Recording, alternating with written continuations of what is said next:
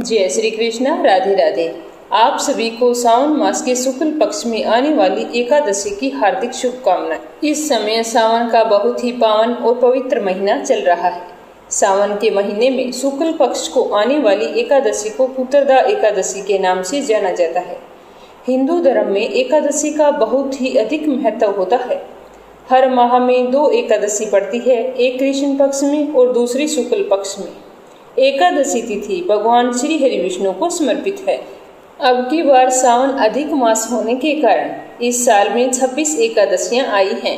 एकादशी के दिन विधि विधान से भगवान श्री हरि विष्णु की पूजा अर्चना करने से व्यक्ति की सारी मनोकामनाएं पूर्ण होती है। इस पावन दिन व्रत रखने से सभी तरह के पापों से मुक्ति मिल जाती है। पुत्रदा एकादशी का व्रत करने से व्यक्ति की सारी मनोकामनाएं पूर्ण होती है और साथ ही यह व्रत संतान के लिए भी रखा जाता है। इस व्रत को करने से निसंतान दंपतियों को संतान की प्राप्ति भी होती है। धार्मिक मान्यताओं के अनुसार एकादशी का व्रत रखने से मृत्यु के बाद मोक्ष की प्राप्ति होती है। हिंदू धर्म में एकादशी के व्रत को सब व्रतों में सबसे सर्वश्रेष्ठ माना गया है। कहा जाता है कि हर व्यक्ति को अपने जीवन में एकादशी के व्रत को अवश्य करना चाहिए। अगर हम एकादशी का व्रत करते हैं तो हमें इसका उद्यापन भी करना चाहिए। पर उद्यापन तभी संभव है जब हम 1 साल तक लगातार एकादशी का व्रत रखते हैं। 24 एकादशी का व्रत लगातार रखकर फिर एकादशी के व्रत का उद्यापन किया जाता है। एकादशी का व्रत करने वाला व्यक्ति सदा सर्वदा सुखी रहता है। तो आइए जानते हैं पुत्रदा एकादशी का व्रत कब है। पुत्रदा एकादशी का व्रत 27 अगस्त रविवार को रखा जाएगा। इस एकादशी को पवित्रा एकादशी के नाम से भी जाना जाता है। तो पवित्रा एकादशी तिथि की शुरुआत होगी 27 तारीख को तड़के यानी कि रात को ही 12:08 पर इसकी शुरुआत हो जाएगी और इसका समापन होगा 27 अगस्त की शाम 9:32 पर। तो ऐसे में पुत्रदा एकादशी का व्रत 27 अगस्त रविवार को ही रखा जाएगा और इसका पारण होगा 28 अगस्त को सोमवार को। पारण करने का शुभ मुहूर्त होगा 5:57 पर सुबह 8:31 तक। पारण करने का समय 2 घंटे 34 मिनट है। लेकिन आपको इस बात का ध्यान रखना है कि आपको व्रत का पारण 7:30 से पहले कर लेना है, क्योंकि उसके बाद में राहु बेला शुरू हो जाएगी। राहु काल के अंदर कोई भी शुभ कार्य करना वर्जित होता है। सोमवार के दिन राहु काल होता है 7:30 बजे से लेकर 9 बजे तक। तो आपको 7:30 बजे से पहले व्रत का पारण करना है। व्रत का पारण करें तो उससे पहले तुलसी माता की पूजा अवश्य करें, क्योंकि एकादशी के दिन रविवार होने के कारण एकादशी को तुलसी माता की पूजा नहीं की जाएगी। इसीलिए आप द्वादशी के दिन तुलसी माता की पूजा करें और उसके बाद में ब्राह्मणों को भोजन करवाकर यथासंभव दान दक्षिणा देकर उसके बाद में ही अपने व्रत का पारण करें। अगर आप व्रत रखना चाहते हैं तो रविवार के दिन एकादशी है, उस दिन सुबह जल्दी उठें, नित्य कर्मों से निवृत्त होकर स्नान करें। उसके बाद में घर के मंदिर में भगवान श्री हरि विष्णु की फोटो के आगे घी का दीपक जलाएं और एक जल से भरकर कलश भी रख लें। उसके बाद में व्रत का संकल्प लें। भगवान विष्णु को गंगा जल से अभिषेक करें, फूल और तुलसी दल अर्पित करें। लेकिन तुलसी दल आपको 1 दिन पहले ही तोड़कर रख लेने हैं, क्योंकि रविवार के दिन तुलसी दल नहीं तोड़े जाते और ना ही अब की बार एकादशी के दिन तुलसी में घी का दीपक जलाया जाएगा, क्योंकि रविवार के दिन ना तो तुलसी माता की पूजा की जाती है और ना ही उसमें जल सिंचा जाता है। और फिर अपने मंगल जीवन की कामना करते हुए एकादशी की व्रत कथा सुने।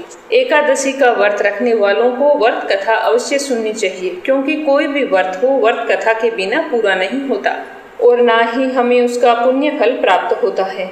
तो व्रत कथा सुनने के बाद में भगवान श्री हरि विष्णु का कोई भी एक मंत्र, जैसे ओम नमो भगवते वासुदेवाय, तो मंत्र का 108 बार जाप करें। इस पावन दिन भगवान श्री हरि विष्णु के साथ साथ माता लक्ष्मी जी की पूजा भी करनी चाहिए। पूजा पाठ समाप्त होने पर भगवान श्री हरि विष्णु और माता लक्ष्मी से पूजा में हुई गलती के लिए क्षमा मांगे और अपने मंगल जीवन की कामना करें। जब आप व्रत कथा सुने तो हाथ में कुछ चीनी के दाने या मिश्री के दाने देकर कथा सुननी चाहिए। कथा समाप्त होने पर उन्हें भगवान श्री हरि विष्णु के चरणों में अर्पित कर दें और थोड़े से दाने लोटे में डालकर सूर्य भगवान को अर्घ्य दे दें। फिर पूरा दिन मन ही मन भगवान श्री हरि विष्णु का स्मरण करते रहें। एकादशी के दिन महिलाओं को अपने बाल नहीं धोने चाहिए और ना ही इस दिन कपड़े धोने चाहिए। पुरुष इस दिन ना ही कटिंग करवाएं और ना ही हजामत बनवाएं। एकादशी के दिन नाखून भी नहीं काटने चाहिए। अगर आपने व्रत रखा है या नहीं रखा है, फिर भी एकादशी के दिन चावल नहीं खाने चाहिए। तो इस तरह पूरी श्रद्धा और नियम से अगर कोई सावन माह में आने वाली एकादशी का व्रत रखता है तो उसके सारे पाप नष्ट हो जाते हैं। इस व्रत के प्रभाव से सुयोग्य संतान की प्राप्ति होती है। और जिस व्यक्ति के संतान है और वो इस सावन एकादशी का व्रत करता है तो उसकी संतान पर आने वाले सारे संकटों का नाश होता है। पुत्रदा एकादशी का व्रत करने वाला व्यक्ति हमेशा संतान पक्ष की ओर से सुखी और संपन्न रहता है। इसी प्रकार रक्षाबंधन से 4 दिन पहले आने वाली सावन की पुत्रदा एकादशी अपने आप में बहुत ही फलदायी मानी गई है। तो आइए अब सुनते हैं सावन पुत्रदा एकादशी से जुड़ी हुई एक छोटी सी व्रत कथा। बोलो विष्णु भगवान की जय हो, बोलो माँ लक्ष्मी की जय हो। द्वापर युग में महिष्मति नाम का एक राज्य था जिसकी बागडोर राजा महाजीत के हाथों में थी। राजा महाजीत धन ऐश्वर्य संपत्ति से परिपूर्ण था, लेकिन पुत्रहीन होने के कारण वह सदा चिंतित रहता था। राजा ने पुत्र प्राप्ति के लिए बहुत से उपाय किए, किंतु उसका हर उपाय निष्फल रहा। राजा महाजीत वृद्धावस्था की ओर बढ़ता जा रहा था। राजा अपनी प्रजा के साथ समस्त प्राणियों का अच्छी तरह से ध्यान रखता था। राजा हमेशा यही सोचता कि मैं सब कुछ अच्छा करता हूँ, जानबूझकर किसी का भी बुरा नहीं करता, फिर भी मेरे संतान क्यों नहीं है। यह सोच सोचकर राजा हमेशा दुखी रहा करता था। एक दिन राजा ने अपने ऋषि मुनियों को बुलाकर संतान प्राप्ति के उपाय पूछे। तो राजा की बात सुनकर सभी ने कहा कि हे राजन, तुमने पूर्व जन्म में एकादशी के दिन अपने तालाब से एक गाय को पानी नहीं पीने दिया, जिसकी वजह से गाय ने तुम्हें संतान न होने का श्राप दे दिया था। इसी कारण तुम संतान सुख से वंचित हो। यह सुनकर राजा ने कहा कि हे ऋषियों, अगर आप मेरे संतान न होने का कारण जानते हो तो अवश्य इसका निवारण भी जानते होंगे। तो कृपा करके आप मुझे बताओ कि मैं ऐसा क्या करूं जिससे मुझे उस पाप से मुक्ति मिल जाए और मुझे संतान की प्राप्ति हो। तो राजा की बात सुनकर लोमेश ऋषि ने कहा कि हे राजन, अगर आप सावन मास के शुक्ल पक्ष की पुत्रदा एकादशी का व्रत करें और रात्रि को जागरण करें तो आपको अवश्य पुत्र रत्न की प्राप्ति होगी। बहुत ही जल्द आपके घर में बच्चे की किलकारियां गूंजेंगी, साथ ही आपके सभी कष्टों का नाश भी हो जाएगा। तो राजा ने ऋषियों के कहे अनुसार सावन पुत्रदा एकादशी का व्रत पूजन विधि अनुसार करके रात्रि को जागरण किया। तो इस व्रत के प्रभाव से राजा के यहाँ बहुत ही सुंदर और तेजस्वी पुत्र ने जन्म लिया। इस प्रकार राजा महिजीत पुत्रदा एकादशी का व्रत करने से पुत्रवान हुआ। तो ये थी पुत्रदा एकादशी व्रत से जुड़ी हुई कुछ महत्वपूर्ण जानकारी। उम्मीद करती हूँ कि आपको जरूर पसंद आई होगी।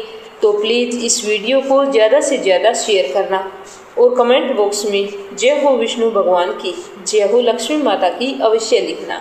और अगर आपने मीरा भक्ति चैनल को सब्सक्राइब नहीं किया है तो जरूर करना। आपकी सारी मनोकामनाएं पूर्ण हो, आपका जीवन सुखी और संपन्न हो। जय श्री कृष्णा, राधे राधे।